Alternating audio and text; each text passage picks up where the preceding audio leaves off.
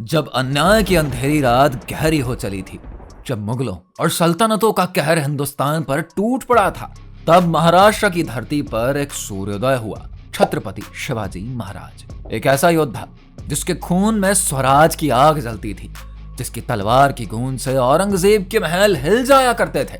कहते हैं शिवाजी महाराज सिर्फ एक राजा नहीं थे, वो हिंदवी स्वराज का सपना देखने वाले थे, जिनकी गोरिल्ला युद्ध नीति ने दुश्मनों की नींद ही छीन ली। क्या आप जानते हैं कि कैसे एक छोटे से बालक ने हिंदुस्तान की सबसे शक्तिशाली सल्तनत को घुटनों पर ला दिया? कैसे उसके शौर्य और बुद्धिमत्ता ने इतिहास की धारा ही बदल दी? ये सिर्फ कहानी नहीं, ये एक गाथा है, शौर्य की, बलिदान की और हिंदवी स्वराज के पुनर्जन्म की।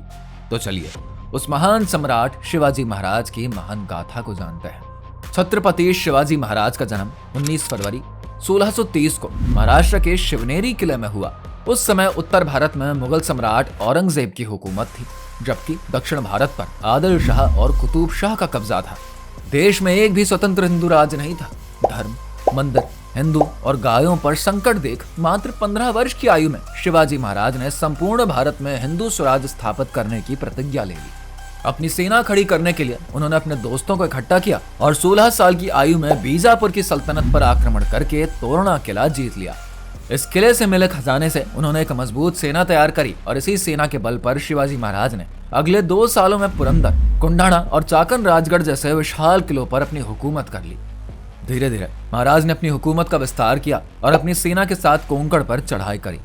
मुगल इलाकों पर पहली बार कोई हिंदू राजा तलवार लेकर आया था।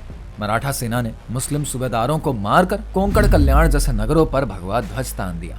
महाराज शिवाजी ने बाजीपुर की सल्तनत पर धावे बोल बोल कर उसे पूरी तरीके से खोखला कर दिया। अपनी सल्तनत खत्म होता देख बीजापुर के सुल्तान अली आदिल शाह ने अपने सेनापति अफजल खान को शिवाजी महाराज को मारने भेजा। अफजल खान, जो कि अपने विशाल कद और क्रूरता के लिए कुख्यात था, शिवाजी महाराज को धोखे से मारने की योजना बना चुका था। लेकिन शिवाजी महाराज पहले से ही सावधान थे। जब अफजल खान ने गले लगाने के बहाने वार किया तो उनके पहने हुए कवच ने उनको बचा लिया। जवाब में शिवाजी महाराज ने बखनक से अफजल खान को वहीं चीर दिया। अफजल खान की सेना डरकर भाग खड़ी हुई।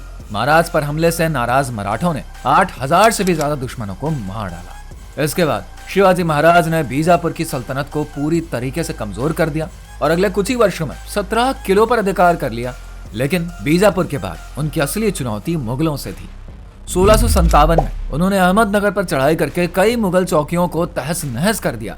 ये सुनकर औरंगजेब ने अपने मामा शाइस्ता खान को 1,50,000 सैनिकों के साथ भेजा।